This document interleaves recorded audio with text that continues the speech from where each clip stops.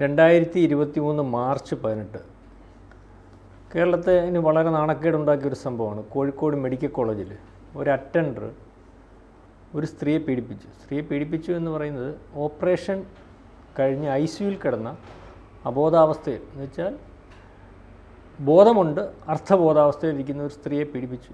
വിവാദമായ ഒരു വിഷയമായിട്ട് കേരളത്തിലുടനീളം ചർച്ച ചെയ്യപ്പെട്ടു. ആ അറ്റൻഡർക്ക് അയാൾ ഏതോ ഒരു പാർട്ടിയുടെ CPMൻ്റെ പ്രവർത്തകനാണ്. അതുകൊണ്ട് അയാളുടെ ഈ ക്രിയയെ ന്യായീകരിക്കുന്ന ഒരവസ്ഥയിലേക്ക് അവിടുത്തെ ജീവനക്കാർ, ഡോക്ടർ ഉൾപ്പെടെയുള്ള സൂപ്രണ്ട് ഉൾപ്പെടെയുള്ള ജീവനക്കാർ വരികയും അത് ശരിയാണെന്ന് അവിടുത്തെ ഒരു നേഴ്സിംഗ് സൂപ്രണ്ട് എന്ന് പറയുകയുണ്ടായി. അവർക്കെതിരെ നടപടിയുണ്ടായി. അവരെ അവിടുന്ന് സ്ഥലം മാറ്റി. ഹൈക്കോടതി ഈ നടപടി ശരിയല്ലെന്ന് കണ്ട് അവരെ തിരിച്ചെടുക്കാൻ പറഞ്ഞു. അപ്പോൾ 4 ദിവസം കൊണ്ട് ഈ നേഴ്സിംഗ് സൂപ്രണ്ട് അവരുടെ ഹൈക്കോടതി വിധി നടപ്പാക്കാൻ വേണ്ടി സമരം ചെയ്തുകൊണ്ടിരിക്കുകയാണ്. പുല്ലുവില കൽപ്പിച്ചുകൊണ്ടാണ് ഗവൺമെൻറ്റും ആരോഗ്യമന്ത്രിയുമൊക്കെ ഈ സമീപനത്തിനകത്ത് നിൽക്കുന്നത്. പണ്ട് ഈ ഈജിപ്ഷ്യൻ പ്രസിഡൻറ്റ് നാസർ അയാൾ വലിയ ജനാധിപത്യവാദിയാണ് അത് ഇതെന്ന് പറയാം. പക്ഷേ ഉള്ളിൽ അങ്ങനെയൊന്നും ആയിരുന്നില്ല ഈജിപ്റ്റ്. അപ്പോൾ അമേരിക്കയുടെ വലിയ കൂട്ടുകാരനുമാണ്. നമ്മുടെ നെഹ്റുവിൻ്റെയും കൂട്ടുകാരനായിരുന്നു. കെന്നഡി, നാസർ, നെഹ്റു ഇവർ 3 പേരും കൂടെ നടക്കുന്നു ഇരിക്കുന്നു. അപ്പം അത് അമേരിക്കൻ പ്രസിഡൻറ്റിനോട് ഒരു പത്രക്കാരൻ ചോദിച്ചു, really is he not a bastard? തന്തയില്ലാത്തവനല്ലേ നാസർ? മറുപടി എന്താണെന്നറിയാമോ? Yes, he is a bastard, but he is our bastard. ഈ മെഡിക്കൽ കോളേജിൽ ഈ മഹാഭാവി it is CPM's bastard. Pinarayi Vijayan നോക്കുന്നത് അങ്ങനെയാണ്. ആരുടെ അവൻ? അത് നമ്മുടെ തന്തയില്ലാത്തവനാണ്.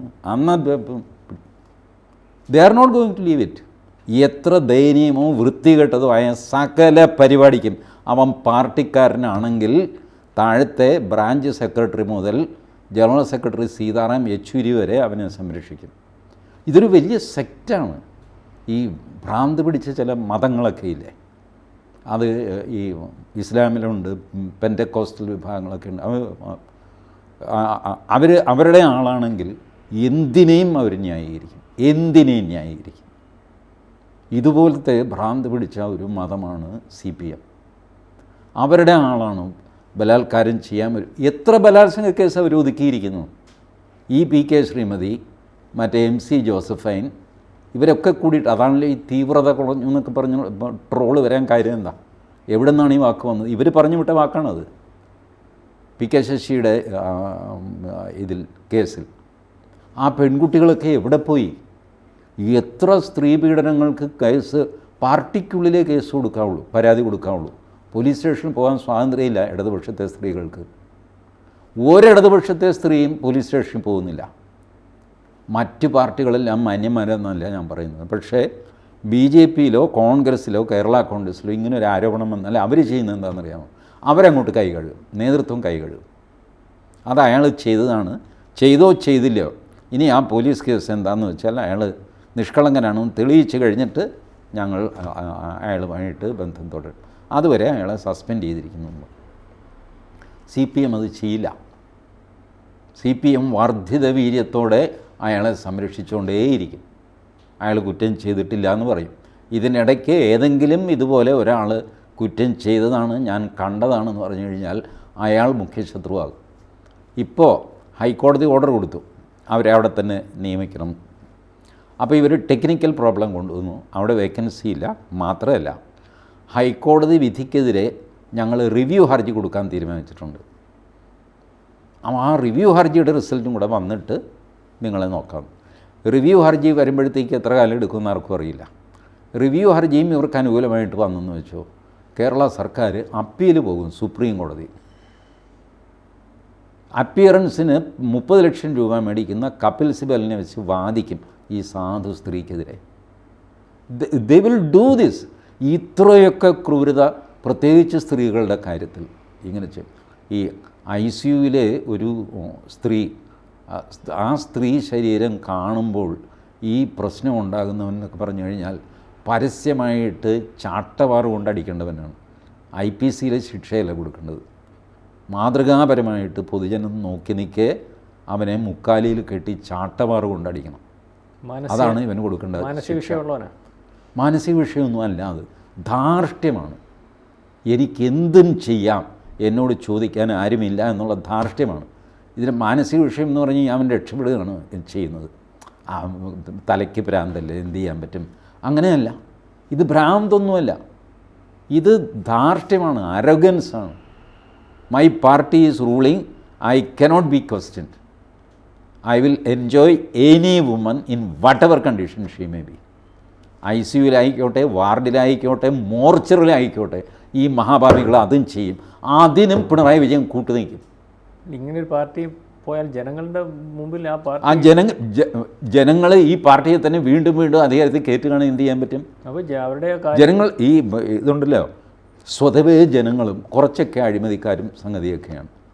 ഞാനൊരു പ്രത്യേക പാർട്ടി അധികാരത്തിൽ വരണം എന്ന് ആഗ്രഹിക്കുന്നത് എൻ്റെ ചില എൻക്രോച്ച്മെൻറ്റ് അത് ഇതൊക്കെ റെഗുലറൈസ് ചെയ്ത് കിട്ടാനുണ്ട്. കോർപ്പറേഷൻ്റെ സ്ഥലം ഒരടി അകത്തേക്ക് ഇട്ടിട്ടാണ് ഞാൻ മതിലിട്ടിരിക്കുന്നത്. അപ്പോൾ ഇതിൽ കയറി കോർപ്പറേഷൻ പിടിക്കാതിരിക്കുക എന്നുള്ളത് എൻ്റെ ആവശ്യമല്ലേ. അപ്പോൾ എൻ്റെ വാർഡിൽ ഇതിന് പറ്റിയ ആൾ മറ്റേ ആൾ പറയാം, അത് ഞാൻ റെഗുലറൈസ് ചെയ്യാൻ ചേട്ടാ, ഞാൻ വോട്ടയക്ക് കൊടുക്കും. ഇങ്ങനെ പൊതുജനങ്ങൾക്കും കുറേ അധികം, പൊതുജനങ്ങളെല്ലാം പാലിൽ കുളിച്ച സത്യസന്ധന്മാരാണെന്ന് വിചാരിക്കരുത്. അവർക്കും ഒരുപാട് സ്വന്തം കാര്യങ്ങളുണ്ട്.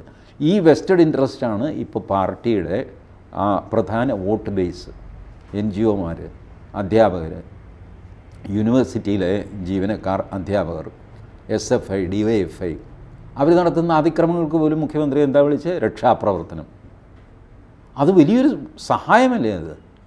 നിങ്ങളുടെ സകല കേസുകളും അതും ഇതുമെല്ലാം ഈ SFI, DYFIയിലെ ആൾക്കാരെ എടുക്കുന്നത് എങ്ങനെയാണെന്നറിയാമോ? ആദ്യം പറയും, നീ വെറുതെ ഒരു പ്രകടനത്തിന് വന്നാൽ മതി, മോനെ ഞങ്ങളുടെ കൂടെ വായന.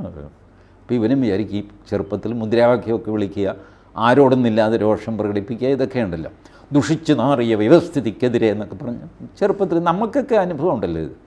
അപ്പോൾ അതിൻ്റെ ആവേശത്തിൽ അങ്ങ് പോകുമ്പോൾ സംഭവിക്കുന്ന ഇവർ പോലീസിൽ പറഞ്ഞു വയ്ക്കും, പുതിയൊരു ചെറുക്കം വന്നിട്ടുണ്ട്, ഒരു കേസൊന്ന് ചാർജ് ചെയ്ത് വിടണം. പോലീസ് നിൽക്കട അവിടെ എന്ന് പറയും. ഇവന് ഈ ധൈര്യത്തിലൊരു ഉന്തും തള്ളുന്ന സംഗതി, ഒരു കേസങ്ങ് ചാർജ് ചെയ്യും, കുടുങ്ങി. പിന്നെ SFI വിചാരിച്ചാലേ ഇവനെ ഈ കേസിൽ നിന്ന് ഊരാൻ പറ്റുള്ളൂ. ഇവൻ ഒറ്റയ്ക്ക് പോയി ശ്രമം നടത്തി. ഇവൻ്റെ അച്ഛനും ഒക്കെ ആയിട്ട് പോലീസിൽ പോയി സംസാരിക്കും, അവൻ പാവമാണ് സാർ, അല്ല ഇപ്പം നിങ്ങളുടെ സംഘടനയുടെ ആൾക്കാർ വരട്ടെ, അപ്പം നോക്കാം. അപ്പോൾ ഇവൻ സംഘടനയെ ആശ്രയിക്കും, പ്രസിഡന്റിനോട്, സെക്രട്ടറിനോട്, എൻ്റെ കേസ് ഒന്ന് പോലീസ് സ്റ്റേഷൻ പറയും, എനിക്ക് പേടിയാണ്. നീ പേടിക്കാതെ നോക്കാം, നമുക്ക് വരട്ടെ, അവരൊന്നും ചെയ്യാനില്ല. എന്ത് ചെയ്താലും ഇവൻ്റെ പേരിൽ ഈ കേസ് പോകില്ല. മാത്രമല്ല അടുത്തൊരു കേസും കൂടെ വരും അടുത്ത സമരത്തിന്. ഇവൻ പിന്നെ ജീവിതകാലം മൊത്തം ഇവർക്ക് വിധേയപ്പെട്ട് കഴിയും. ഇങ്ങനെയുള്ള തൊമ്മിമാരുടെ സംഘമാണ് ഇവർ വോട്ട് ചെയ്യുന്നത്. ഇത് ആണുങ്ങളിലുണ്ട്, പെണ്ണുങ്ങളിലുണ്ട്, അധ്യാപകരിലുണ്ട്, NGOമാരിലുണ്ട്, കേന്ദ്ര സർക്കാർ ജീവനക്കാരിലുണ്ട്, കസ്റ്റംസിലുണ്ട്, EDയിലുണ്ട്, NIAയിലുണ്ട്. അപ്പോൾ ഭൂരിപക്ഷം ആൾക്കാർ അവരാണെന്നാണോ അദ്ദേഹം? അതുകൊണ്ടാണല്ലോ പിണറായി വിജയന് ഭൂരിപക്ഷം കിട്ടുന്നത്. ഞാൻ പറയുന്നതല്ലല്ലോ, ജനം തെളിയിച്ചു കൊടുക്കുന്നതല്ലേ. അതിനെന്താ സംശയം? ഇപ്പം ഈ ഏജൻസികൾ ഞാൻ പറയും, ഇപ്പോൾ പലരും സ്വർണ്ണക്കള്ളക്കടത്ത് കേസ് എങ്ങും എത്തിയില്ല, എങ്ങും എത്താൻ പോകണില്ല. അത് ഈ വിചാരിച്ചിടത്തെങ്ങും എത്താൻ പോകണില്ല. ഇപ്പോൾ കേസിൽ ഇപ്പോൾ 6 പേര് ജയിലിൽ കിടപ്പുണ്ട്, 6 കുറ്റപത്രം കൊടുത്തിട്ടുണ്ട്, സംഗതിയൊക്കെ ശരി. പക്ഷേ നിങ്ങൾ വിചാരിക്കുന്ന ചിലരുണ്ടല്ലോ, അവരിലേക്ക് ഈ കേസ് പോയി. ഇതിൻ്റെ തുടക്കം തന്നെ പ്രശ്നം എന്താ ആലോചിച്ച് നോക്ക്. അവിടെ സ്വർണ്ണക്കടത്തിന് കൂട്ടുനിന്ന കസ്റ്റംസ് ഇൻസ്പെക്ടർമാരുണ്ട്. കസ്റ്റംസ് അധികാരികൾ വേറെ, ഇൻസ്പെക്ടർമാർ അവർക്ക് സ്വന്തം യൂണിയനും സംഗതിയൊക്കെ ഉള്ളതാണ്, നല്ല സ്ട്രോങ് യൂണിയനാണ്. അവരെ അങ്ങനെ പെട്ടെന്ന് സ്ഥലം മാറ്റാനൊന്നും പറ്റില്ല, കേന്ദ്ര സർക്കാർ വിചാരിച്ചാലും പറ്റില്ല. അപ്പോൾ ഇവർ തന്നെയാണ് വീണ്ടും ഈ കേസ് അന്വേഷിക്കുന്നത്. ആരാണോ ഈ പറഞ്ഞ നയതന്ത്ര ബാഗ് പിടിച്ചത് അവർ തന്നെയാണ് അന്വേഷണം, അല്ലാതെ അവരെ മാറ്റി നിർത്തിയ അന്വേഷണം എന്ന് കേട്ടിട്ടുണ്ടോ? കസ്റ്റംസ് ഉദ്യോഗസ്ഥരെ കൂട്ടത്തോടെ സ്ഥലം മാറ്റിയിട്ട് ഫ്രഷ് ആൾക്കാരെ വിളിച്ച് തിരുവനന്തപുരത്ത് അന്വേഷണം നടത്തിയെന്ന് കേട്ടിട്ടുണ്ടോ? ഇല്ല. The same set of people. ഈ നിങ്ങൾ സ്റ്റേറ്റ് പോലീസ് ചീഫിനെ മാറ്റിക്കൊണ്ട് പ്രയോജനമില്ല. ലോക്കൽ പോലീസ് അവിടെ ഇരിക്കുന്ന SI, ഹെഡ് കോൺസ്റ്റബിളൊക്കെ പഴയത് തന്നെയാണ്. അവരാണ് കേസന്വേഷണം. ഇങ്ങനെ കേസന്വേഷണം അന്വേഷിക്കാൻ സാറൊന്നും ഏത് ഇവർ തന്നെ നടത്തിയ ക്രൈം ഇവർ തന്നെ അന്വേഷിക്കുന്നു, ഇവർ തന്നെ റിപ്പോർട്ട് കൊടുക്കുന്നു.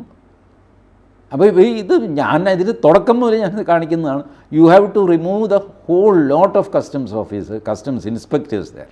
ഇൻസ്പെക്ടറാണ് ഇത് തുറക്കുകയും പിടിക്കുകയും ഇതിൻ്റെ ഫിസിക്കലി കാര്യങ്ങൾ ചെയ്യുന്നത് ഇൻസ്പെക്ടേഴ്സ്മാരാണ്. അതിന് മുകളിലാണ് ഈ ഓഫീസർ. അന്ന് തന്നെ ഒരു ഭ്രാന്തൻ എന്നാണ് അയാൾ അറിയപ്പെടുന്നത് തന്നെ, രാമസ്വാമി എന്ന് പറഞ്ഞിട്ട്. അങ്ങേരുടെ ഷിഫ്റ്റിൽ ഇത് വന്നുകൊണ്ടാണ് ഇത് പിടിക്കപ്പെട്ടത്, അല്ലെങ്കിൽ പിടിക്കപ്പെടില്ല. ദീസ് ആർ ഓൾ ഇവരുടെയൊക്കെ കണക്ഷൻസ് എവിടെ വരെ ഉണ്ടെന്നാണ് പ്രശാന്തിൻ്റെ വിചാരം.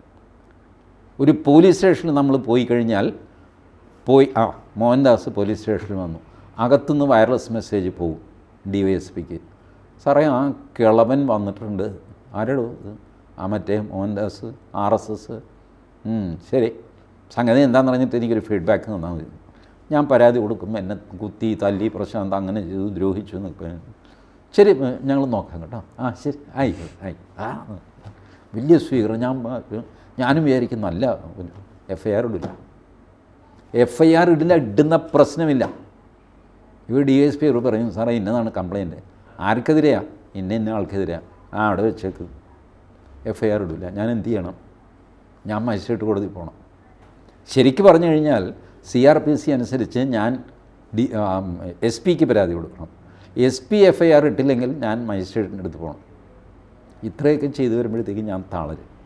മജിസ്ട്രേറ്റ് ഇത് 4 തവണ അങ്ങോട്ട് മാറ്റി വയ്ക്കും.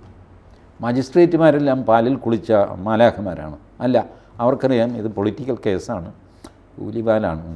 ഒരു ഡേറ്റ് അങ്ങ് നോക്കിയിട്ട് മാർച്ച് 37 മാറ്റി വയ്ക്കും. സാർ മാർച്ച് 37 ഇല്ല സാർ. 37 ഇല്ലെങ്കിൽ 31.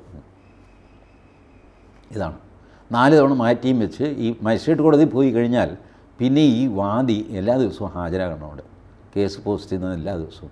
പ്രതി വരണമൊന്നുമില്ല. പ്രതിക്കൊരു വക്കീലിനെ വെച്ചാൽ മതി. വാദി അവിടെ ഹാജരായിരിക്കും. ഇല്ലെങ്കിൽ വാദി കംപ്ലൈനൻ്റ് ആബ്സെൻറ്റ് ഡിസ്മിസ്ഡ് എന്ന് പറഞ്ഞ് എഴുതി അന്ന് തീരും. ഇങ്ങനെയാണ് മനുഷ്യരെ ഹരാസ് ചെയ്യുന്നത്. അപ്പം ഞാൻ എന്ത് വിചാരിക്കും? എൻ്റെ തന്നെ ഭാര്യ പറയും, നമ്മളും കൂടെ CPM-ലേക്ക് ചേർന്ന പ്രശ്നം തീർന്നല്ല. നമുക്കിപ്പോൾ എന്ത് രാഷ്ട്രീയമാണ്? നമുക്ക് നമ്മുടെ കുടുംബം നോക്കിയാൽ പോലും. ഇപ്പോൾ കിടന്ന് കഷ്ടപ്പെടുന്ന കണ്ടില്ല, കയ്യിലെ കാശും കളഞ്ഞിട്ട്. ഞാനും ചേർന്ന് കളയാം. ഞാൻ ചേരുന്നു, അതോടെ എല്ലാം സ്മൂത്തായി. എൻ്റെ പരാതി ഞാൻ തന്നെ പിൻവലിക്കുന്നു. എന്നെ ആരാണോ തല്ലിയത് പ്രശാന്താണെങ്കിൽ പ്രശാന്തും ഞാനും ചേർന്ന് ചായ കുടിക്കുന്നു. ഞാൻ പ്രശാന്തിനും സിന്ദാബാദ് വിളിക്കുന്നു. പ്രശാന്ത് എനിക്കൊരു പ്രൊമോഷൻ റെഡിയാക്കി തരുന്നു. സംഭവം ജീവിതം നല്ല ക്ലീനായി. അതുകൊണ്ട് ഈ കേസിലും ഒരു ചുക്കും ഒരു ന്യായവും ഇവർക്ക് കൊടുക്കാൻ പോകുന്നില്ല. അവർ they will go up to supreme court. ചേട്ടൻ പറയുന്നത് ഏറ്റവും ന്യായമായ ഒരു കാര്യത്തിന് സമൂഹത്തിൻ്റെ കൂടെയും അല്ലെങ്കിൽ ന്യായത്തിൻ്റെ കൂടെ നിന്ന ഒരു സ്ത്രീയാണ് ഈ നേഴ്സിംഗ് സൂപ്രണ്ട് എന്ന് പറഞ്ഞു. അവർക്ക് ഈ സാധാരണക്കാരന് ഒരു അത്താണിയായിട്ടുള്ള കോടതി, സാധാരണക്കാരന് കോടതിയിൽ നിന്ന് നീതി ലഭിക്കും. കോടതിയിൽ നിന്ന് അവർക്ക് ലഭിക്കേണ്ട നീതി ലഭിക്കുന്നതിന് വേണ്ടി അവർ 4 ദിവസം കൊണ്ട് സമരത്തിലാണ്. അപ്പം അവർക്ക് നീതി ലഭിക്കണമെങ്കിൽ ഇവർ CPM-ലോ അല്ലെങ്കിൽ LDF-ലോ ചേരണം. ഈ കണ്ടതും LDF-ൽ ചേർന്നാൽ അവർക്ക് ഉടനെ അവിടെ പോസ്റ്റിംഗ് കിട്ടി. ഈ കേസില്ലാതെയാകും. ഏകസാക്ഷി വരാണല്ലോ. മറുത്ത് പറഞ്ഞ ഏക സ്ത്രീ വരാണ്. ബാക്കിയുള്ളവരെല്ലാം അനുകൂലമായിട്ടാണ് പറഞ്ഞിരിക്കുന്നത്. അപ്പോൾ അത്തരത്തിലേക്ക് വരണം എന്നാണ് പറയുന്നത്. അങ്ങനെ വന്നാൽ അവർക്ക് ഈ പറഞ്ഞ കോളേജിൽ ജോലി ചെയ്യാം. അല്ലെങ്കിൽ വേറെ എവിടെയെങ്കിലും തട്ടിയും മുട്ടിയും ഇങ്ങനെ സമരം ചെയ്തും പിടിച്ചുമൊക്കെ ജന്മം പാഴാകും. ഇതറിയാവുന്നതുകൊണ്ടാണ് ഭൂരിപക്ഷം അപ്പുറത്തേക്ക് മാറിയിരിക്കുന്നത്. ദ ഹോൾ സൊസൈറ്റി അവർക്ക് കാരണം ഇല്ലെങ്കിൽ ഈ ഉപദ്രവിക്കുമെന്ന്. ഞാനിത് I have been looking at it from എൻ്റെ ചൈൽഡ്ഹുഡ് ഡേയ്സ്. ഒരു 1963, 62, 63 മുതൽ ഞാൻ ഈ കമ്മ്യൂണിസ്റ്റ് പാർട്ടിയുടെ ഈ ധാർഷ്ട്യം കണ്ടുകൊണ്ടിരിക്കുകയാണ്. സ്ലോലി അവർ ഇന്നിപ്പോൾ ഞാൻ പറയട്ടെ, തൊഴിലാളികൾ അവരുടെ ബേസാണോ? അല്ല. ചുമട്ട് തൊഴിലാളിയാണോ കമ്മ്യൂണിസ്റ്റ് പാർട്ടിയുടെ ബേസ്? അല്ല. കർഷക തൊഴിലാളിയാണോ? അല്ല. കർഷക തൊഴിലാളി എന്ന് പറയുന്ന സാധനം വംശം കുറ്റിയേറ്റ് പോയിക്കൊണ്ടിരിക്കുകയാണ് കേരളത്തിൽ. ഇപ്പോൾ എല്ലാം എലീറ്റ് ക്ലാസ്സാണ്. മാസം കുറഞ്ഞത്, ഏറ്റവും കുറഞ്ഞത് മാസം 70,000 രൂപ മുതൽ മുകളിലേക്ക് ശമ്പളം കിട്ടുന്ന ആൾക്കാരാണ് CPM-ൻ്റെ ബേസ്. ഇപ്പോൾ പാവങ്ങളെന്ന് പറഞ്ഞൊരു വാക്ക് ഏതെങ്കിലും പ്രസംഗത്തിൽ കാണിച്ചു തരാമോ? ദരിദ്രർ, പാവങ്ങൾ, തൊഴിലാളികൾ, ഈ വാക്കുകൾ പിണറായി വിജയൻ്റെ പ്രസംഗത്തിൽ കേട്ടിട്ടുണ്ടോ? ഇല്ല. ഇപ്പോൾ ഫാസിസം, മതേതരത്വം, ജനാധിപത്യം, ഇത്തരം വാക്കേ കേൾക്കുള്ളൂ. എവിടെ പോയി തൊഴിലാളി വർഗ സർവാധിപത്യം? തൊഴിലാളി എവിടെ പോയി? ഒരു പ്രസംഗത്തിന് തൊഴിലാളി കേൾക്കില്ല. It is gone. നിങ്ങൾ ഈ CPM-ന് സംഭവിച്ച രൂപമാറ്റം അതിഭീകരമാണ്. പക്ഷേ അത് സംഭവിക്കുമെന്ന് എന്നെ പോലുള്ളവർക്കറിയാമായിരുന്നു. ഇത് ഞാൻ ഒരു 62, 63 മുതൽ കണ്ടു തുടങ്ങിയതാണ്. ഇങ്ങനെ പോയി ഇപ്പോൾ അത് സമ്പൂർണ്ണമായ ഗ്രിപ്പിലായി. എന്തു തന്നെ പറഞ്ഞാലും ഈ രാജ്യത്ത് ജനങ്ങൾ നീതിയും സംരക്ഷണവും അല്ലെങ്കിൽ സുരക്ഷിതത്വവും ഒക്കെ തേടിയാണ് ഭരണാധികാരികളെയും കോടതിയും ഒക്കെ സമീപിക്കുന്നത്.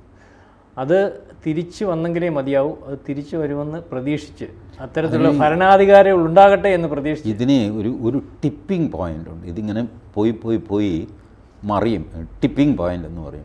ആ ടിപ്പിംഗ് പോയിൻ്റ് വരുമ്പോൾ ഈ കോട്ടക്കൊത്തളങ്ങൾ ഒന്നാകെ നമ്മൾ വിചാരിക്കുന്നതിനും വലിയ സ്പീഡിൽ ഇത് തകർന്നു പോകും. അപ്പം അങ്ങനെ തന്നെ സംഭവിക്കട്ടെ. കാരണം നീതി ന്യായവും സാധാരണക്കാരന് ലഭ്യമാകുന്ന ഒരു ഭരണവും സംവിധാനവും ഒക്കെ രാജ്യത്തുണ്ടായേ മതിയാവത്തു. കൂടുതൽ വാർത്തകളും വിശേഷങ്ങളും നിങ്ങളിലേക്ക് എത്താൻ ABC മലയാളം സബ്സ്ക്രൈബ് ചെയ്യുക, ബെൽ ബട്ടണും അമർത്തുക.